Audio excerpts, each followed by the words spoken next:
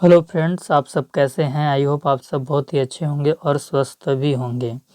ये जो क्लास है आपकी यूपी डीएलएड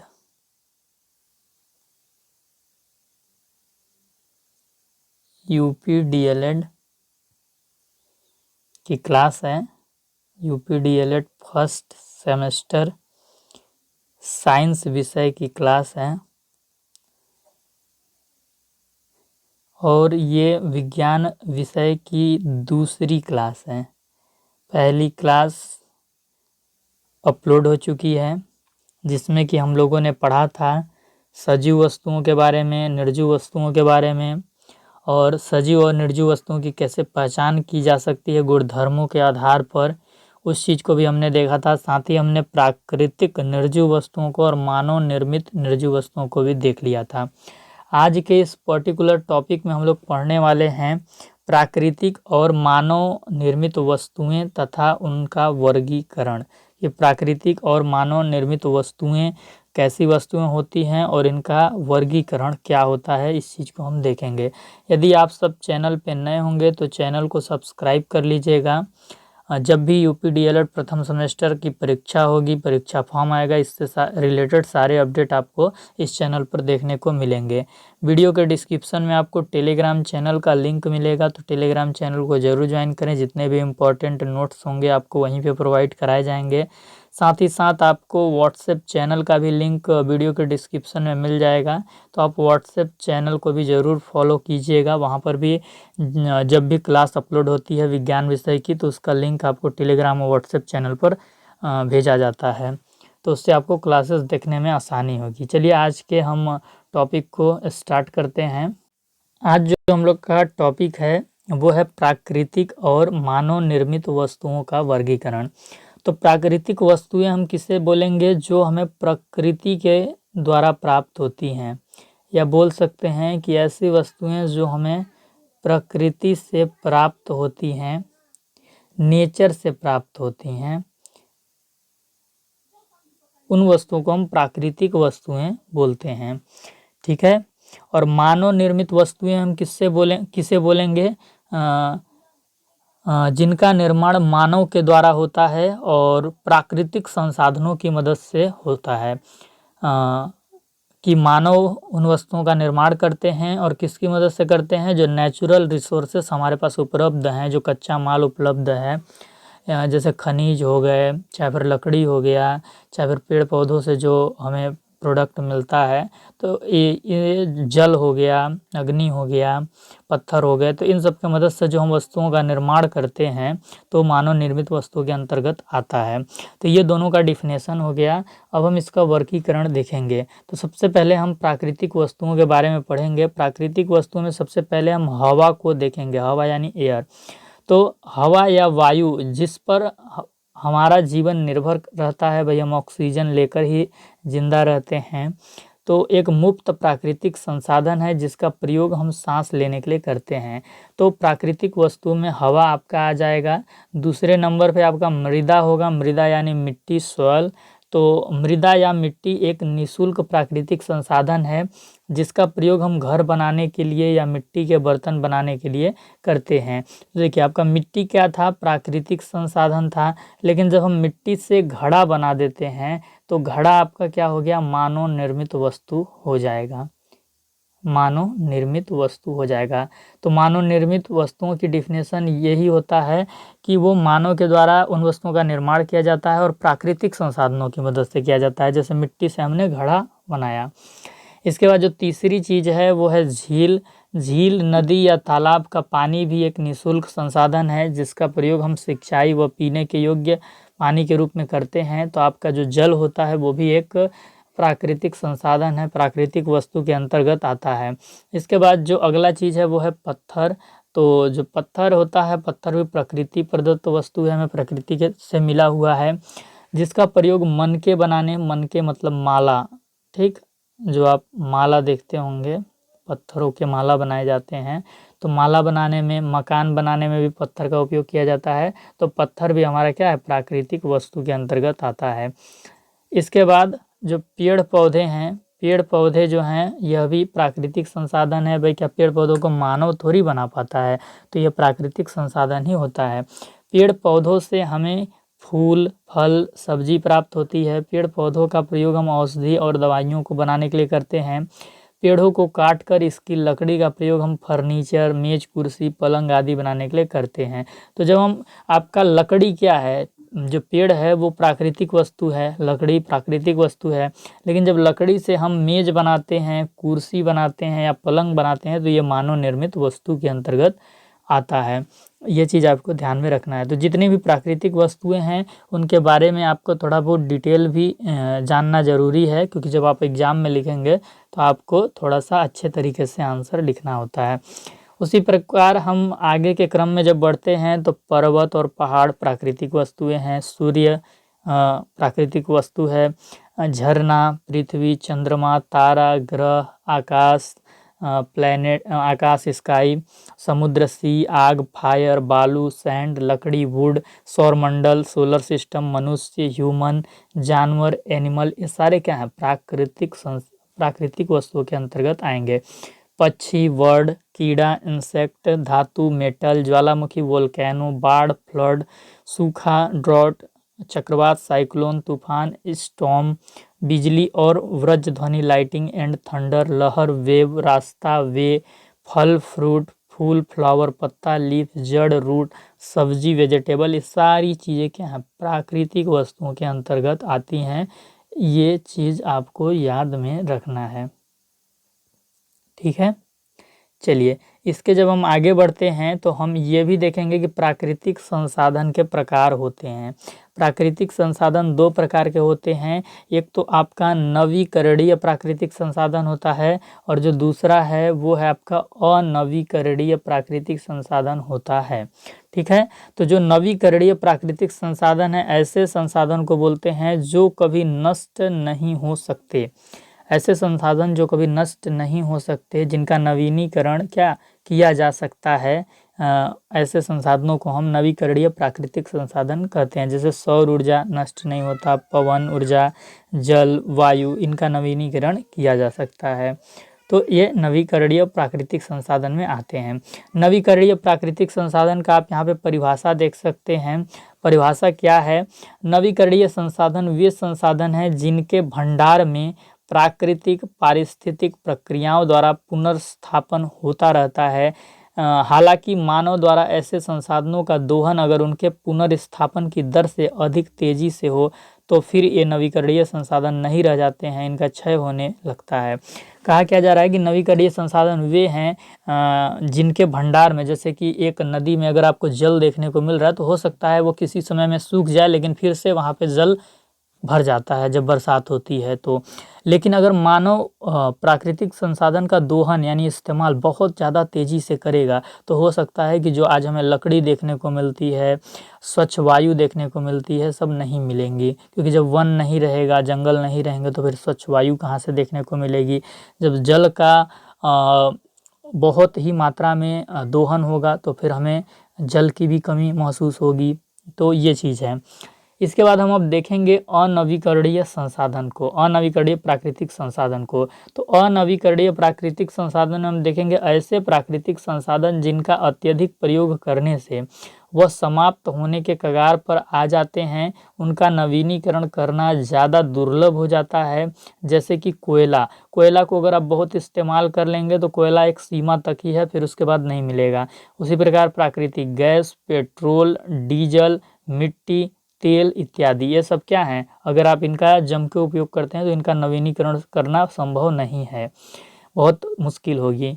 तो पेट्रोल युक्त वाहनों के स्थान पर इलेक्ट्रॉनिक वाहनों का आना क्या है, अनवीकरणीय संसाधन के संदर्भ में ही एक उदाहरण हमको देखने को मिलता है कि पेट्रोल की जब कमी हो गई, हमको लगा कि पेट्रोल एक सीमा तक ही उसको हम निकाल सकते हैं, तो फिर हमने ऐसा वाहन बनाया जो विद्युत से चलता है। तो अल्टरनेट ऑप्शन खोजने की ज़रूरत पड़ जाती है अनवीकरणीय संसाधन के संदर्भ में। इसके बाद अब हम देखेंगे मानव निर्मित वस्तुओं को, जिन्हें कि हम बोलते हैं मैन मेड थिंग्स। तो मानव निर्मित वस्तुओं में सबसे पहले हम देखेंगे प्लास्टिक को। तो प्लास्टिक के बारे में आप जानते ही होंगे, जब आप बाज़ार में सब्जी लेने जाते हैं तो आप सामान्यतः प्लास्टिक ही यूज करते होंगे। तो प्लास्टिक के बारे में देखते हैं। आजकल हमारे दैनिक जीवन की वस्तुएं प्लास्टिक से बनने लगी हैं। भाई आप देखते होंगे खिलौना यूज करते हैं, या फिर जो आप ऑयल लगाने के लिए या खाने के लिए भी यूज करते हैं वो प्लास्टिक में ही आता है। तो जो मैक्सिमम चीज़ आप खरीदते हैं वो प्लास्टिक में ही आपको मिलता है। तो प्लास्टिक का यूज आप करते ही हैं। तो प्लास्टिक वे पदार्थ होते हैं जिन्हें सुगमता से सांचे में ढालकर किसी भी वांछित आकृति में ढाला जा सकता है। प्लास्टिक एक तरीके का पदार्थ है और उस पदार्थ को क्या होता है, सांचे में ढाला जाता है और सांचे में ढालकर किसी भी प्रकार की आकृति दे दी जाती है, और उस आकृति को फिर हम कुछ उसमें द्रव्य रखने के लिए यूज करते हैं या फिर कोई भी सामान रखने के लिए यूज करते हैं। जैसे देखते हैं ना, ऑयल का जो प्लास्टिक का डिब्बा होता है तो उसको एक सांचे में ढालकर एक डिब्बा का आकार दिया जाता है। तो रासायनिक रूप से प्लास्टिक उच्च अणुभार वाला असंतृप्त हाइड्रोकार्बन है, अगर आपसे पूछा जाए तो। प्लास्टिक के प्रकार भी यहाँ पे हम देखेंगे। प्लास्टिक के प्रकार जब हम देखना शुरू करते हैं तो सबसे पहला जो है वो थर्मोप्लास्टिक होता है।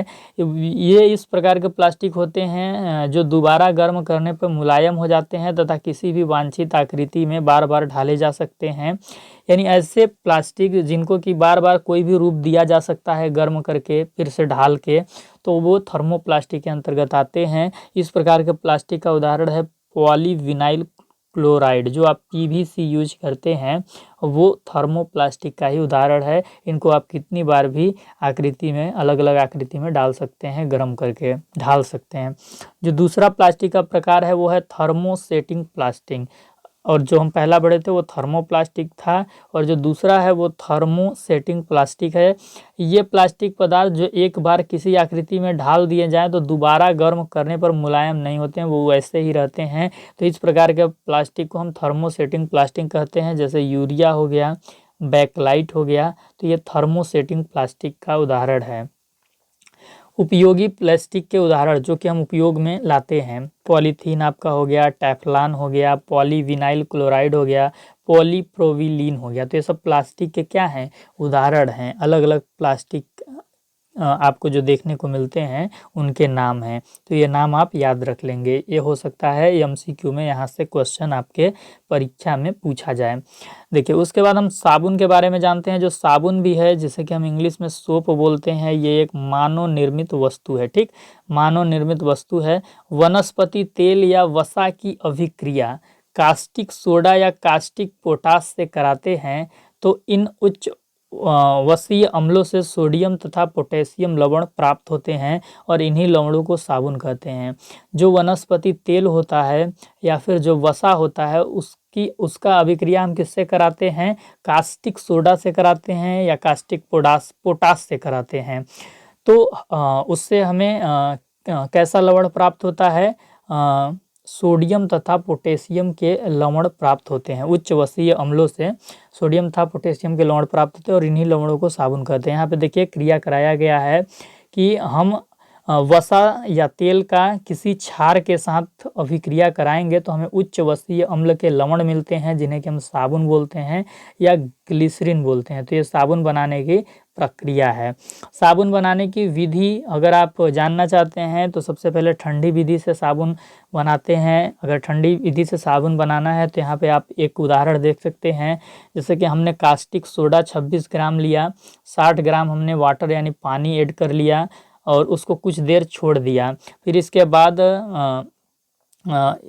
क्या है, इसमें 58 ग्राम कोकोनट ऑयल लिया और फिर इसके बाद ओलिव ऑयल लिया 104 ग्राम और उसमें कास्टिक ऐड कर दिया और प्लस लिवेंडर ऑयल ऐड कर दिया। लिवेंडर ऑयल खुशबू के लिए छोड़ा जाता है।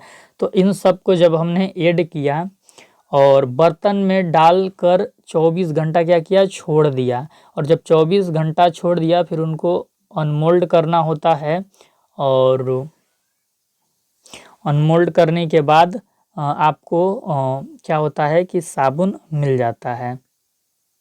ठीक, इसके बाद आप ठंडी विधि से ही नीम का साबुन बना सकते हैं। नीम के साबुन बनाने के लिए आपको ग्लिसरीन के टुकड़े को बॉयल कर द्रव्य बनाएं, यानी उसको गर्म करके द्रव्य की अवस्था में लाना है ग्लिसरीन के टुकड़े को। फिर नीम की पत्तियों को पीस कर कपड़ा में छान कर प्राप्त पदार्थ में आपको ऐड करना है विटामिन ए। विटामिन ए बर्तन में डालकर 24 घंटा छोड़ दें। यानी सबसे पहले ग्लिसरीन के टुकड़े को आपको बॉयल कर द्रव्य बनाना है, फिर उसमें ऐड करना है नीम की पत्तियों को पीस कर कपड़े में छान कर, और फिर इसके बाद विटामिन ए उसमें ऐड करना है और फिर बर्तन में डालकर 24 घंटा छोड़ देना है। बाद में आपको अनमोल्ड कर लेना है, यानी कि उसको निकाल कर काट लेना है साबुन के आकार में। ये होगी ठंडी विधि से साबुन बनाने की प्रक्रिया।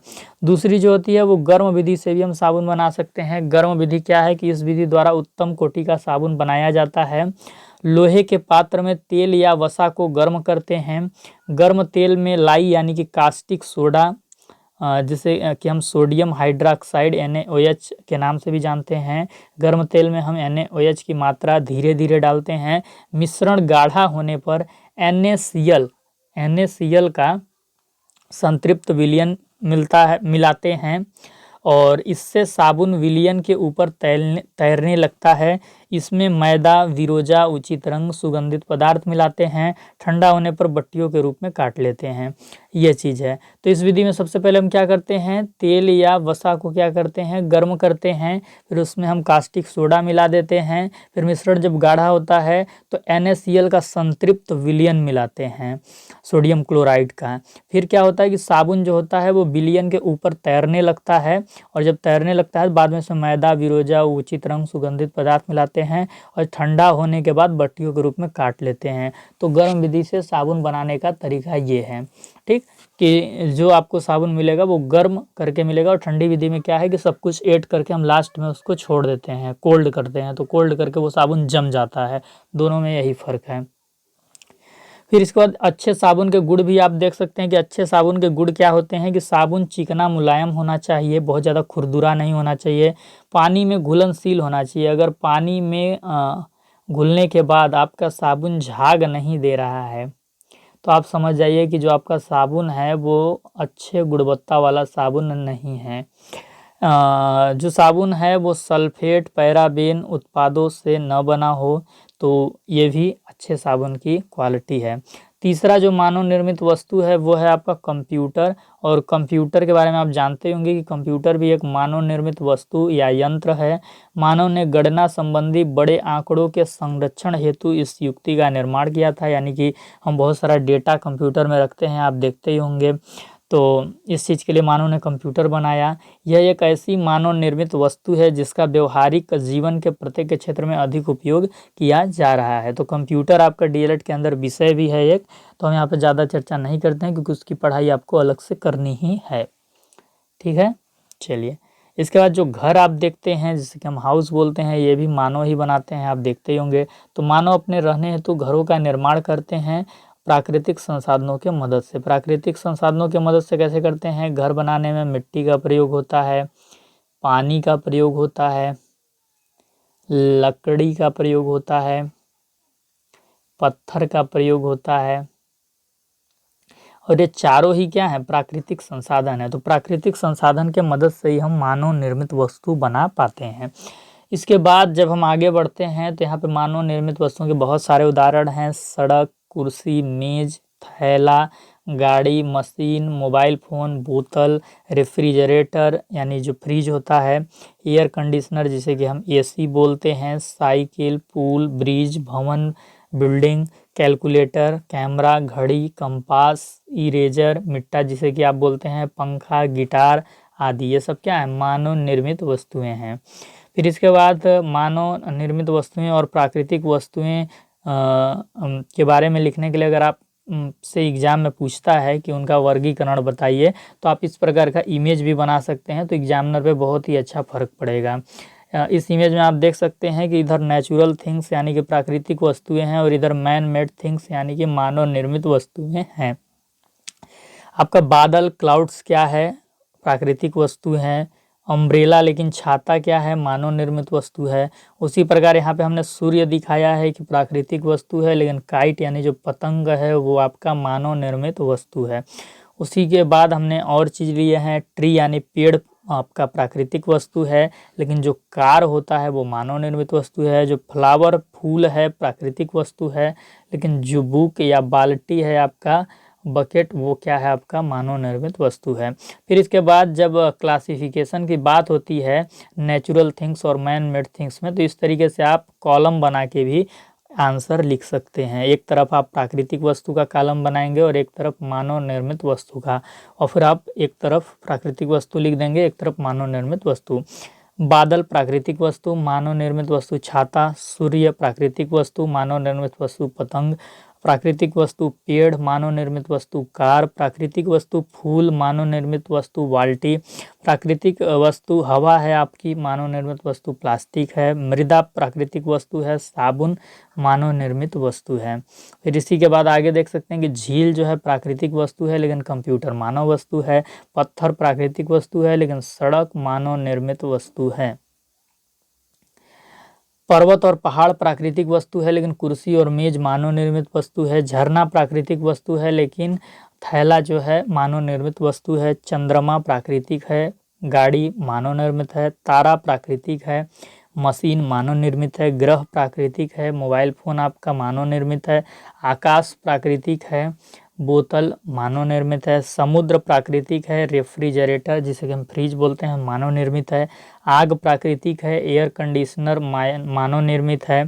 फिर इसके बाद जो बालू है वो प्राकृतिक है लेकिन साइकिल मानव निर्मित है, लकड़ी प्राकृतिक है लेकिन पुल जो है मानव निर्मित है, सौरमंडल प्राकृतिक है, भवन मानव निर्मित है, मानव प्राकृतिक है लेकिन कैमरा जो है वो मानव निर्मित है, धातु आपका प्राकृतिक है लेकिन घड़ी जो है वो आपका मानव निर्मित है। ये चीज़ है।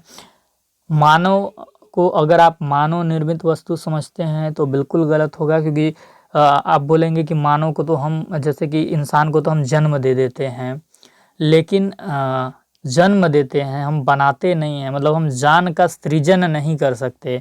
आप पूरे बॉडी बना सकते हैं लेकिन उसमें जान डाल सकते हैं क्या? नहीं डाल सकते। तो जान जो है वो प्रकृति की ही देन है, तो इसलिए मनुष्य क्या होगा आपका प्राकृतिक वस्तु के अंतर्गत आएगा। तो आई होप आज की ये क्लास आपको समझ आ गई होगी। इसमें हमने प्राकृतिक वस्तुओं के बारे में और मानव निर्मित वस्तुओं के बीच में अंतर को देखा है, और प्राकृतिक वस्तु और मानव निर्मित वस्तुओं के उदाहरण देखे हैं, नाम देखे हैं, प्राकृतिक वस्तुओं के प्रकार देखे हैं। तमाम चीज़ें इस सेशन से हमने सीखी है। क्लास कैसा लगा आप कमेंट करके ज़रूर बताइएगा। अगर क्लास अच्छा लगा तो एक बार लाइक कर दीजिएगा। डीएलएड प्रथम सेमेस्टर के और अन्य जो विद्यार्थी हैं उनके पास एक बार शेयर कर दीजिएगा, और चैनल पे नए होंगे तो चैनल को सब्सक्राइब करके, वीडियो का डिस्क्रिप्शन में आपको टेलीग्राम चैनल का लिंक मिलेगा, साथ ही साथ आपको व्हाट्सएप चैनल का लिंक मिलेगा, तो दोनों को आप ज़रूर ज्वाइन करें। इसी के साथ हम नेक्स्ट सेशन में क्या पढ़ेंगे मैं बता दे रहा हूँ। नेक्स्ट सेशन में हम लोग पढ़ेंगे सजीव व निर्जीव वस्तुओं में अंतर।